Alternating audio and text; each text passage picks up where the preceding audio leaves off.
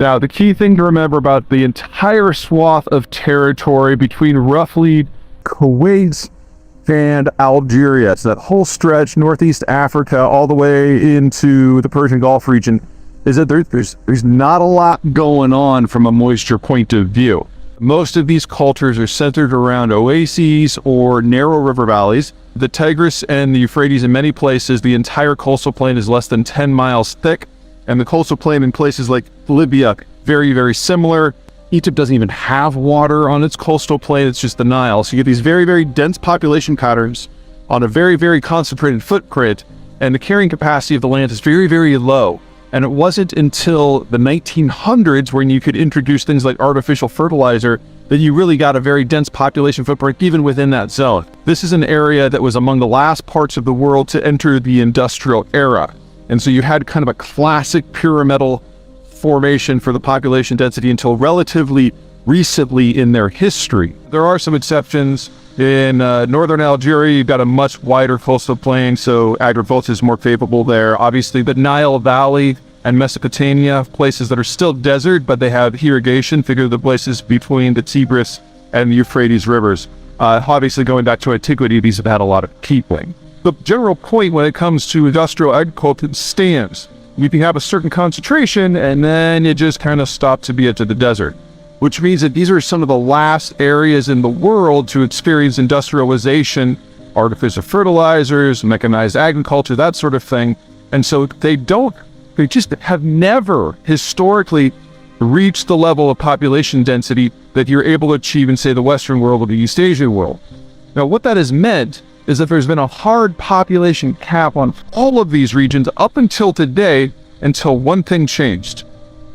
Oil. Whether it's in Algeria or Libya or Egypt or Iraq or Iran or Saudi Arabia, once oil became part of the equation, the income potential for these regions have expanded by more than an order of magnitude, in some cases almost literally overnight, certainly within a decade. And what that has allowed is these populations to expand beyond the carrying capacity of the land. In the case of Egypt, cotton contributed as well. So these countries could all bring in food and sell the oil to pay for it. And that generated a very, very different population matrix. All these places have a nutritional pyramid going back to antiquity.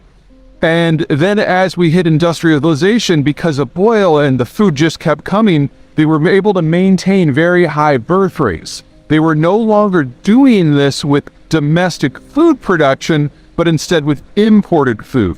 So the pyramid has stayed, it's just gotten broader and broader and broader and broader, because most of these countries have food subsidies in order to maintain political tranquility. But when the food is cheap, but you're not producing it yourself, you get more and more people, but it eventually becomes more and more unstable from a demographic point of view. And now, whether you're in Algeria or Egypt or Iraq, and especially in places like, say, Lebanon or Libya, you've seen the populations increase by a factor of 4 or 5, even 6 or 7 over the time since 1945, while food production has gone stagnant, or in many cases, like in Egypt, actually gone negative as they switched over to things like citrus and especially cotton. Which means that these are the parts of the world that are now most vulnerable to anything that happens with globalization. Because if anything impacts their ability to export their non-staple food products and then import wheat, you get a population crash.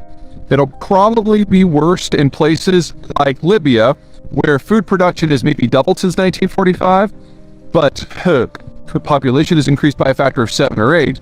And in Egypt, where a lot of the wheat has gone away and it's been replaced with cotton and citrus, and so the population has boomed. And now, even if they switched all the food production back to wheat, you still would have about a 50% shortage in the ability of local food production in order to support the local population. So these places have seen some of the greatest expansions in population effort in human history, and we're not too far away from them experiencing some crashes population in human history.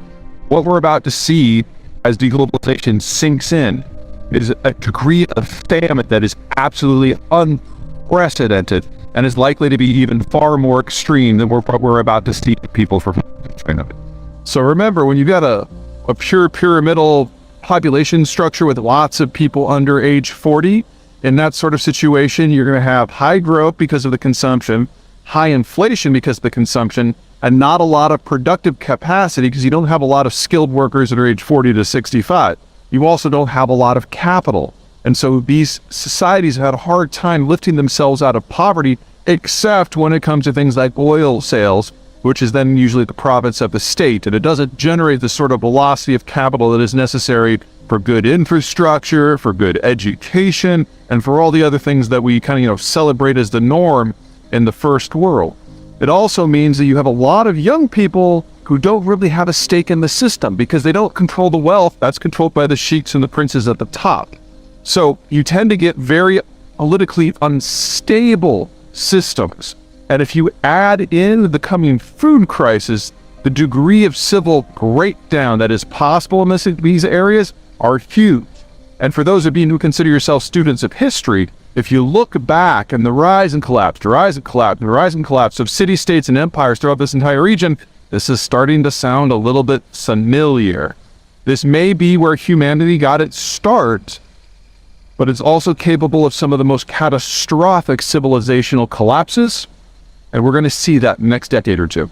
There is a unique demographic pattern for some countries in the Middle East that is largely based on their intense wealth.